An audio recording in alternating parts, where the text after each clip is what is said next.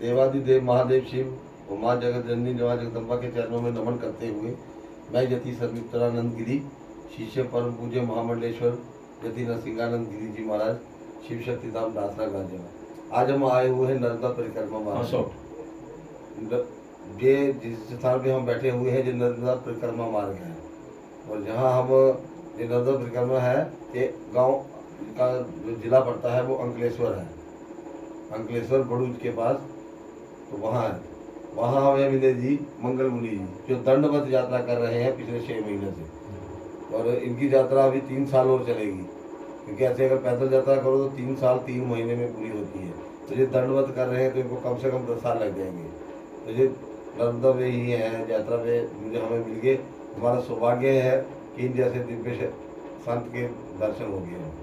स्वामी जी बोलो बोलिए। मैं इनका बोलो, डॉक्टर साहब का बोलो। हाँ नहीं बोले इनका हो जाए ना, आप ही बताइए। हाँ। दंडवत परिक्रमा ये सब, जैसे कि मेरे चैनल पे भी जुड़े हुए लोग और दूसरे भक्त भी जानते हैं कि बाबा जी 6 महीने से मेरा चैनल भी चल रहा है मंगल मुनि उदासीन के नाम से, तो उस पर भी लोग देख सकते हैं भले जाके कि कब से बाबा जी चले हैं। पर मेरी ये यात्रा मेरी अकेले की यात्रा है नहीं बाबा जी, ये शिव सनातन धर्म की एक यात्रा। मैं झंडा उठा के चल रहा हूँ, मात्र मैं एक निमित्त हूँ। बाकी यात्रा सभी सनातन धर्म की यात्रा है, सनातन भाइयों की सभी की यात्रा है। एक सनातन के प्रति समर्पण क्या होता है ये बताना, कि हम कुछ भी कर सकते हैं उसके लिए। हमारा सनातन धर्म है तो हम हैं, वो नहीं तो हम भी नहीं। सही बात है। यही मेरी यात्रा का उद्देश्य है। और आपको मिलाते हैं, इनका नाम है बहादुर सिंह जी। ये जहाँ पे डॉक्टर साहब क्या नाम है, जहाँ पे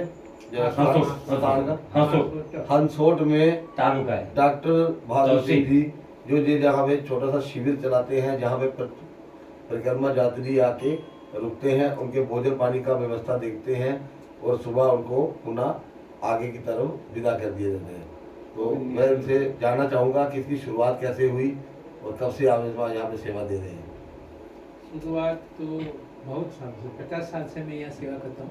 50 साल हो गए। भोजन की अभी 2 साल से किया। इसमें क्या हुआ था कि दोपहर को मैं आराम कर रहा था, उसी टाइम पे 2 मैया आई, तो नीचे से आवाज़ आई कि चलो साहब इसको दवा देनी है, तो दवा दिया। तीसरी मैया आई, मैंने कहा चलो मैया आ जाओ आपको मैं दवा दूँ, तो बोले नहीं साहब मुझे दवा नहीं चाहिए, मुझे कुछ भोजन चाहिए।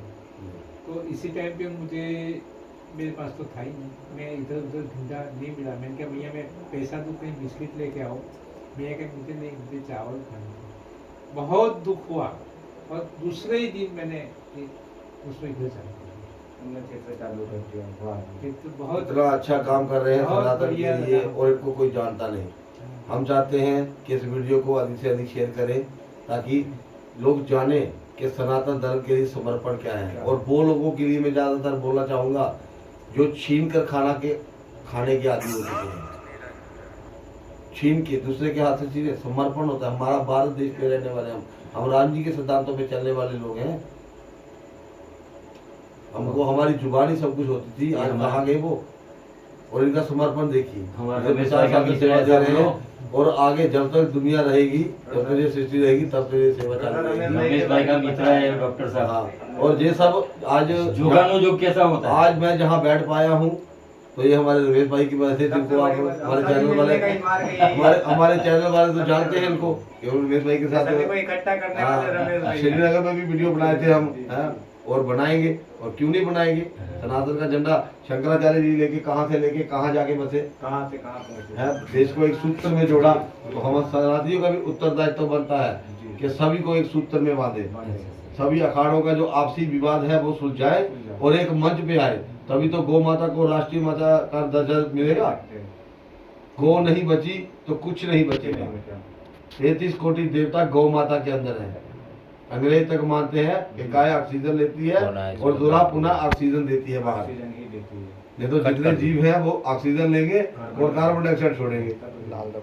अरे जहाँ तक भी समझ पाए। और आवारा आज गाय गौवंश ही घूम रहा है, बाकी तो कुत्ता भी आवारा ना मिलता है आजकल।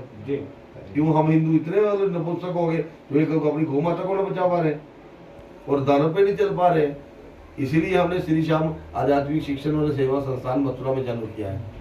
हम जो बच्चे हैं जो कॉन्वेंट में पढ़ रहे हैं, कहीं पढ़ रहे हैं, इस मन से इन महान मूर्तियों के सामने मैं आह्वान करता हूँ कि अपने बच्चों को हमारे गुरुकुल में भेजिए, चाहे तो 2 महीने के लिए भेजिए, और 2 महीने के बाद जब वो गुरुकुल से बाहर निकलेगा आप उसमें 50% बदलाव देखेंगे।